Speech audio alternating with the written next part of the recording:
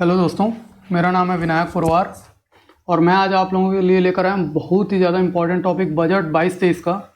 So please share and subscribe my channel study icon 95। दोस्तों, budget चालू करने से पहले मैं आप लोगों को कुछ इंपॉर्टेंट फैक्ट्स बता देना चाहता हूँ। तो अनुच्छेद 112 में दोस्तों बजट शब्द का जो उल्लेख है वार्षिक वित्तीय विवरण के नाम से है। तो याद रखेंगे दोस्तों, बजट का उल्लेख पूरे संविधान में नहीं है, बजट शब्द का उल्लेख, उसको हम किस नाम से जानते हैं दोस्तों? वार्षिक वित्तीय विवरण। और कौन सा अनुच्छेद है दोस्तों? 112 और 110 में इसे धन विधेयक, यानी कि दोस्तों सिंपल तरीके से याद रखिए, 112 में वार्षिक वित्तीय विवरण और 110 में धन विधेयक। तो दोस्तों कंफ्यूज नहीं होंगे, धन विधेयक और वार्षिक वित्तीय विवरण में फ़र्क है। तो ऑप्शन में आपको दे देगा दोस्तों कि वार्षिक वित्तीय विवरण कौन से अनुच्छेद में है, तो याद रखेंगे दोस्तों 112 में। और दोस्तों 280 में वित्त आयोग का गठन किया गया है। संविधान के अनुच्छेद 280 में वित्त आयोग का गठन किया गया दोस्तों। स्वतंत्र भारत का सबसे पहला बजट किसने पेश किया था दोस्तों? षणमुखम शेट्टी ने। किसने पेश किया था दोस्तों? षणमुखम शेट्टी जी ने। याद रखेंगे दोस्तों, स्वतंत्र भारत का सबसे पहला बजट षणमुखम शेट्टी। और सर्वाधिक बार अगर पूछा जाए, सर्वाधिक बार पूछा जाए तो याद रखेंगे दोस्तों मोरारजी देसाई। मोरारजी देसाई ने 10 बार।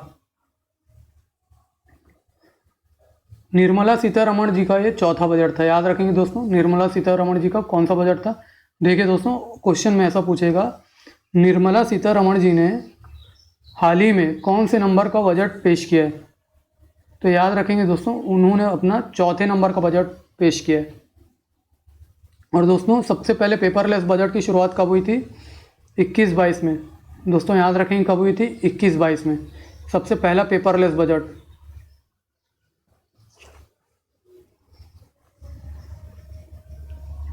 वर्ष 22-23 के लिए दोस्तों, वर्ष 22-23 के लिए राजकोषीय घाटा कितना रहा दोस्तों इस बार का? 6.4%। 6.4%। तो दोस्तों सबसे पहले मैं आप लोगों को एक छोटी सी जानकारी देना चाहूँगा। राजकोषीय घाटा, फिस्कल डेफिसिट होता क्या है दोस्तों? जब सरकार बजट को पूरा करने के लिए उधार लेती है दोस्तों, तब उसको बोला जाता है दोस्तों राजकोषीय घाटा, जो कि जीडीपी का कितना है दोस्तों? जीडीपी का कितना है दोस्तों? 6.4%। और दोस्तों ये 21-22 में कितना रहा था? 6.9%। दोनों को डिफ्रेंशिएट करके पढ़ेंगे दोस्तों। अभी का कितना रहा है दोस्तों 22-23 का? तो याद रखेंगे दोस्तों कितना है? 6.4% टोटल जीडीपी का। और 21 से लेके 22 तक का जो था दोस्तों 6.9% रहा टोटल जीडीपी का। ठीक है दोस्तों।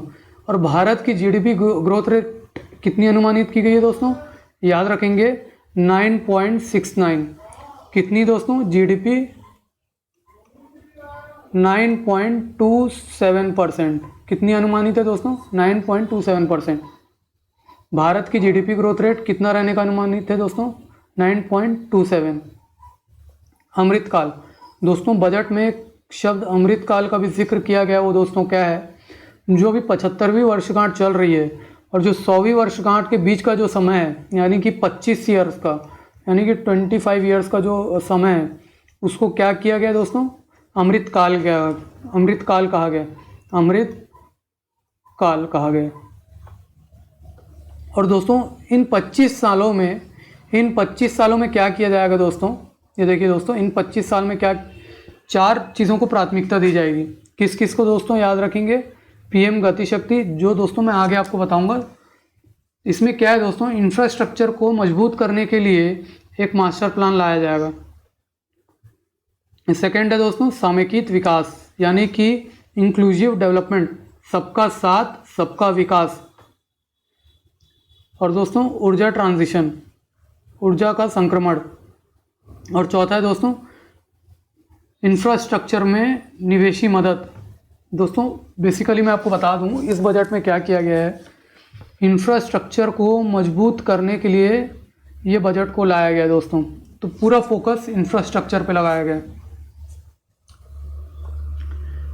पीएम गति शक्ति योजना के अंतर्गत 7 इंजनों को लगाया गया है दोस्तों, याद रखेंगे। Road, railways, airport, mass transport, waterways, logistic and infrastructure. दोस्तों याद रखेंगे पीएम गति शक्ति योजना के 7 इंजन हैं, और वो 7 इंजन कौन कौन से हैं दोस्तों? Road, railways, airport, mass transport, waterways, logistic and infrastructure. दोस्तों बेसिकली पीएम गति शक्ति योजना में क्या किया गया है, सभी मंत्रालय जो एक साथ काम करते थे सबको मर्ज कर दिया गया। समझ रहे दोस्तों? सभी मंत्रालयों को मर्ज कर दिया गया जो एक साथ काम करते थे। और दोस्तों पीएम गति शक्ति योजना के अंतर्गत 25,000 किलोमीटर नेशनल हाईवे, कितना दोस्तों? 25,000 किलोमीटर नेशनल हाईवे का विस्तार किया जाएगा। कितना दोस्तों? 25,000 किलोमीटर नेशनल हाईवे का विस्तार किया जाएगा। और दोस्तों पीपीपी मॉडल लाया जा रहा है। दोस्तों पीपीपी का फुल फॉर्म आपने सुना तो होगा, बट आपको उसका एक छोटा सा ब्रीफ बताता हूँ दोस्तों क्या चीज़ है। पब्लिक प्राइवेट पार्टनरशिप, यानी कि सरकार और पब्लिक जिसमें दोनों की भागीदारी होगी, जिसके अंतर्गत दोस्तों 4 मल्टी मॉडल लॉजिस्टिक पार्क बनाए जा रहे हैं। कितने दोस्तों? 4 मल्टी मॉडल लॉजिस्टिक पार्क। दोस्तों पब्लिक प्राइवेट पार्टनरशिप में क्या होता है, सरकार और पब्लिक संयुक्त रूप से काम करते हैं। बस दोस्तों इतना आपको पता होना चाहिए। और उसके अंतर्गत दोस्तों 4 मल्टी मॉडल लॉजिस्टिक पार्क की घोषणा की गई है। अगले 3 वर्षों में मोस्ट इंपॉर्टेंट दोस्तों, मोस्ट इंपॉर्टेंट दोस्तों, अगले 3 वर्षों में 400 वंदे भारत एक्सप्रेस का चलाने का लक्ष्य है दोस्तों। कितने दोस्तों? 400 वंदे भारत एक्सप्रेस। याद रखेंगे दोस्तों कितनी? 400। दोस्तों ऑप्शन में पक्का मैं आपको घुमाएगा दोस्तों, 450, 400, 250, 300। तो आपको याद रखना है दोस्तों कितनी वंदे भारत एक्सप्रेस? तो 400 वंदे भारत एक्सप्रेस।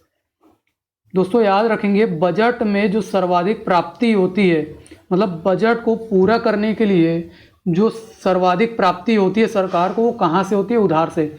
यानी कि उधार लेकर बजट को पूरा किया जाता है, याद रखेंगे दोस्तों। फिर उसके बाद किससे होता है दोस्तों? जीएसटी से। तीसरा होता है दोस्तों निगम कर। चौथा होता है दोस्तों आयकर। अगर दोस्तों सरकार को 1 रुपया प्राप्त हो रहा है, अगर 1 रुपया प्राप्त हो रहा है, तो उसमें से दोस्तों 35 पैसा जो है, 35 पैसा कहाँ से होता है दोस्तों? उधार से लिया जाता है। और 16 पैसा निगम कर और आय कर से लिया जाता है 15। दोस्तों याद रखेंगे सर्वाधिक प्राप्ति जो होती है बजट के लिए, बजट को पूरा करने के लिए, तो वो होती है दोस्तों उधार से होती है। और सर्वाधिक व्यय जो दिया जाता है, जैसे कि जो खर्च किया जाता है, वो भी दोस्तों उधार को चुकाने में ही होता है। किस में होता है दोस्तों? उधार को चुकाने में ही होता है। मतलब जो देखिए दोस्तों, उधार आप ले रहे हैं ज़्यादा, तो उधार को पटाने में भी तो आपको ज़्यादा पैसा देना पड़ेगा। तो कहीं ना कहीं सर्वाधिक जो व्यय होता है वो भी उधार से ही किया जाता है। Production link incentive scheme. दोस्तों याद रखेंगे प्रोडक्शन लिंक इंसेंटिव स्कीम क्या है? बेसिकली ये किस लिए स्टार्ट की गई है दोस्तों? उत्पादन को बढ़ावा देने के लिए। आने वाले 5 वर्षों के लिए 14 सेक्टरों का निर्माण किया जाएगा, जिसका विजन क्या रहेगा दोस्तों? आत्मनिर्भर भारत को सशक्त बनाना। दोस्तों आपको बस इतना याद रखना है, प्रोडक्शन लिंक इंसेंटिव के अंतर्गत 14 सेक्टरों का डेवलपमेंट किया जाएगा, जिसमें कि आत्मनिर्भर भारत को सशक्त बनाया जाएगा अगले 5 वर्षों में। ठीक है दोस्तों, याद रखेंगे प्रोडक्शन लिंक इंसेंटिव के अंतर्गत उत्पादन को बढ़ावा देने का लक्ष्य है। और दोस्तों इसके अंतर्गत 14 सेक्टर खोले जाएंगे और आत्मनिर्भर भारत को सशक्त बनाया जाएगा, जिसके अंतर्गत दोस्तों 60 लाख जॉब रोजगार उपलब्ध कराए जाएंगे। कितने दोस्तों? 60 लाख जॉब। और दोस्तों 5 वर्षों में 30 लाख करोड़ का अतिरिक्त उत्पादन।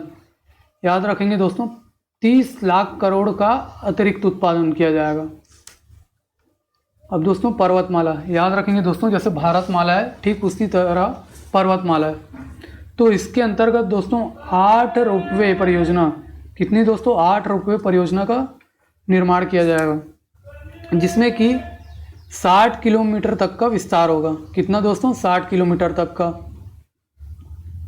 8 रोपवे परियोजना का विकास किया जाएगा, जिसके अंतर्गत दोस्तों 60 किलोमीटर तक का विस्तार किया जाएगा। अब मोस्ट इम्पॉर्टेंट दोस्तों, most important Ken Betwa link परियोजना, इसको आप दिमाग में छाप लीजिए, यहाँ से क्वेश्चन बनेगा। दोस्तों केन बेतवा लिंक परियोजना के अंतर्गत केन का जो अतिरिक्त पानी है, केन नदी का जो अतिरिक्त पानी है, उसको बेतवा नदी के बुंदेलखंड में पहुंचाने की योजना चल रही है। दोस्तों ये योजना क्यों आई दोस्तों, मैं आपको बता देना चाहूँगा। अटल बिहारी जी का विजन था, उन्होंने एक अमृत क्रांति चलाई थी, और उस क्रांति के अंतर्गत होता क्या था दोस्तों, जो नदी जोड़ो परियोजना है उसको लाया गया था। किसको लाया गया था दोस्तों? नदी जोड़ो परियोजना को। किसके अंतर्गत? अमृत क्रांति के अंतर्गत। और ये किसका विजन था दोस्तों? अटल बिहारी वाजपेयी जी का। तो इसके अंतर्गत हो क्या रहा है दोस्तों, जो केन का जो अतिरिक्त पानी है, जो केन नदी में जो बाढ़ आती है, उसका पानी कहाँ पहुँचाया जा रहा है दोस्तों? तो याद रखेंगे बेतवा में। तो क्या बेतवा के आसपास के इलाके जो है ना दोस्तों, वहाँ पर ना सिंचाई की कमी है, मतलब सूखाग्रस्त है। तो अब दोस्तों क्या होगा, जो यहाँ पर जो दोस्तों बाढ़ भी नहीं आएगी और यहाँ पर सिंचाई की सुविधा भी उपलब्ध हो जाएगी। और दोस्तों इसके बीच में जो एक टाइगर रिजर्व पड़ता है, वो कौन सा दोस्तों? पन्ना टाइगर रिजर्व। और दोस्तों याद रखेंगे इसमें कुल लागत कितनी है? 44,605 करोड़। केन बेतवा परियोजना के लिए याद रखेंगे दोस्तों, सिंपल सा, केन बेतवा परियोजना के लिए कितनी लागत है दोस्तों? 44,605 करोड़। 44,605 करोड़। और दोस्तों इसके अंतर्गत 9.0 लाख हेक्टेयर सिंचाई की सुविधा उपलब्ध की जाएगी दोस्तों। यानी कि जो बेतवा का जो क्षेत्र है, बेतवा का जो क्षेत्र है, वहाँ पर 9.08 लाख हेक्टेयर सिंचाई की सुविधा उपलब्ध की जाएगी। दोस्तों बजट में 22-23 को मिलेट ईयर घोषित कर दिया गया, यानी कि बाजरे का साल। और मैं आपको बता दूं दोस्तों, 2016 में दालों से रिलेटेड ईयर बनाया गया था, तो उसी प्रकार से 2023 को बाजरे का साल की घोषणा की गई है। दोस्तों मोस्ट इम्पॉर्टेंट पीएम ई विद्या योजना, मोस्ट इम्पॉर्टेंट दोस्तों, पीएम ई विद्या योजना बेसिकली है क्या, मैं आपको बता दूं। कक्षा के लिए एक टीवी चैनल। दोस्तों क्या होता था, एक कक्षा के लिए एक टीवी चैनल होता था। तो टोटल दोस्तों कितना हुआ दोस्तों? 12 चैनल हुए। अब उसको बढ़ाकर कितना कर दिया गया दोस्तों? तो 200 चैनल कर दिया गया। बेसिकली बजट में क्या किया गया है, पहले क्या होता था, एक कक्षा एक टीवी चैनल होता था, बट अब कितना कर दिया गया दोस्तों? 12 से बढ़ाकर 200 टीवी चैनल कर दिया गया। अब दोस्तों पीएम ई विद्या योजना है क्या चीज़, मैं आपको बता दूं। पूरी दुनिया के जो टॉप 100 यूनिवर्सिटीज़ हैं, पूरी दुनिया के जो टॉप 100 यूनिवर्सिटीज़ हैं, उसके जो ऑनलाइन कोर्सेज हैं, उसको इस योजना के अंतर्गत लाया गया। ठीक है दोस्तों, याद रखेंगे पीएम ई विद्या योजना क्या है। पूरी दुनिया में जो टॉप 100 यूनिवर्सिटीज़ हैं, उनके ऑनलाइन कोर्सेज को इस योजना के अंतर्गत लाया गया। और दोस्तों डिजिटल यूनिवर्सिटी की स्थापना भी की जा रही है। दोस्तों एक और इम्पोर्टेंट पॉइंट, पीएम ई डिवाइन, याद रखेंगे दोस्तों। अगर आपको इसका फुल फॉर्म नहीं पता है तो आप आंसर तक नहीं पहुंच सकते। तो आपको बस एक ही चीज़ याद रखनी है, लास्ट का जो NE है उसको आप नॉर्थ ईस्ट के नाम से याद रख लीजिए। क्या नाम से याद रख लीजिए? North east region. तो इसमें क्या होगा, बेसिकली इसका फुल फॉर्म क्या है दोस्तों? PM development for north east region. ठीक है दोस्तों, इसमें क्या होगा, बेसिकली नॉर्थ ईस्ट रीजन का जो है ना दोस्तों, वो डेवलपमेंट किया जाएगा। और इसके लिए एक काउंसिल का भी गठन किया गया है, जिसका नाम रखा गया है दोस्तों नॉर्थ ईस्ट काउंसिल। कौन सी काउंसिल का गठन किया है दोस्तों? North east council. दोस्तों वाइब्रेंट विलेज प्रोग्राम, दोस्तों वाइब्रेंट विलेज प्रोग्राम बेसिकली है क्या? जीवांत ग्राम कार्यक्रम बेसिकली है कि मैं आपको बता दूं, उत्तरी सीमा जो है ना दोस्तों, उत्तरी सीमा में जो गांव है, उत्तरी सीमा में जो गांव हैं उनको विकसित करने के लिए कौन सी योजना लाई गई है दोस्तों? Vibrant village programme. कौन सी दोस्तों? Vibrant village programme. कौन सी योजना लाई गई है? Vibrant village programme. क्रिप्टो पर लगेगा टैक्स, कटेगा टीडीएस। तो दोस्तों क्या है दोस्तों? क्रिप्टो पर लगेगा टैक्स, कटेगा टीटीएस। यानी कि जितनी भी वर्चुअल और डिजिटल संपत्तियां हैं, जितनी भी वर्चुअल और डिजिटल संपत्तियां हैं उसमें लगेगा अब दोस्तों 30% टैक्स। कितना टैक्स लगेगा दोस्तों? 30% टैक्स लगेगा। कितना टैक्स लगेगा दोस्तों? 30%।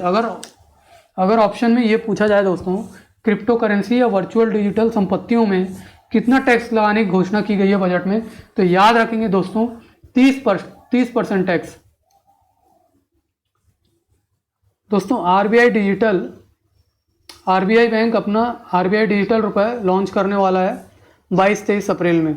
याद रखेंगे दोस्तों, इसी वर्ष आरबीआई अपना आरबीआई डिजिटल रुपए शुरू कर देगा, चालू कर देगा।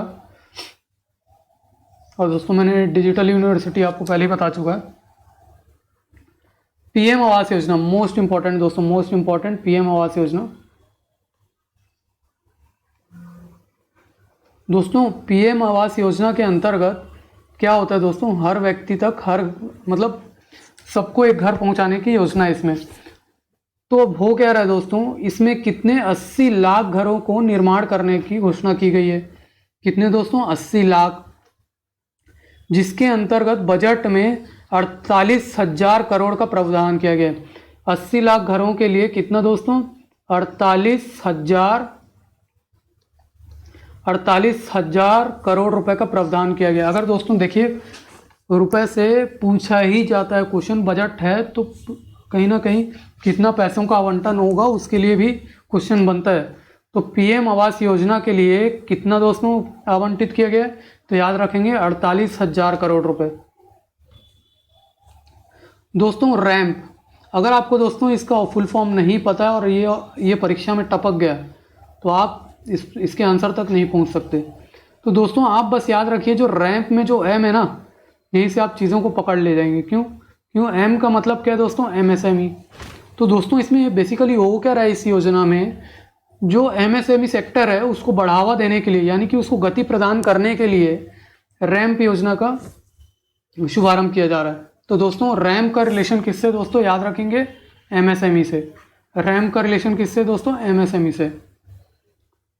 दोस्तों एलआईसी अपना आईपीओ लॉन्च करने वाला है। दोस्तों सबसे पहले तो मैं बता दूं आईपीओ होता क्या है। आईपीओ का फुल फॉर्म होता है दोस्तों इनिशियल पब्लिक ऑफर। अब इनिशियल पब्लिक ऑफर में क्या होता है, कंपनी अपना शेयर जब पहली बार लोगों के सामने लाती है, यानी कि पब्लिक के सामने लाती है, तो उसको आईपीओ बोला जाता है। ठीक है दोस्तों, यानी कि एलआईसी अपना जो शेयर है फर्स्ट टाइम लेकर आएगी पब्लिक के सामने। तो इसको क्यों किया जाता है दोस्तों, ऐसा क्यों होता है, तो मैं आपको बता दूं, स्टॉक एक्सचेंज में लिस्ट होने के लिए। यानी कि एलआईसी स्टॉक एक्सचेंज में तभी लिस्ट हो पाएगी जब वो अपना शेयर फर्स्ट टाइम पब्लिक के सामने रखेगी, तभी दोस्तों वो लिस्ट हो पाएगी। तो इसलिए एलआईसी ने अपना आईपीओ लॉन्च कर दिया दोस्तों पब्लिक के सामने। और इसकी स्थापना, एलआईसी की स्थापना कब हुई थी दोस्तों? याद रखें 1946 में। और इसके वर्तमान में अध्यक्ष कौन है दोस्तों? एमआर कुमार। कौन है दोस्तों? एमआर कुमार। दोस्तों बजट में कुछ मिशंस का उल्लेख किया गया तो उसको अपन समझ लेते हैं। मिशन शक्ति, मिशन वात्सल्य, मिशन आंगनवाड़ी, पोषण 2.0 का संबंध किससे दोस्तों? महिला एवं बाल विकास से। देखिए दोस्तों आप आंगनवाड़ी और पोषण से तो आप कहीं ना कहीं पहुंच जाएंगे कि ये महिला एवं बाल विकास से रिलेटेड है, लेकिन आप याद रखेंगे मिशन शक्ति और मिशन वात्सल्य किससे रिलेटेड है दोस्तों? महिला एवं बाल विकास से।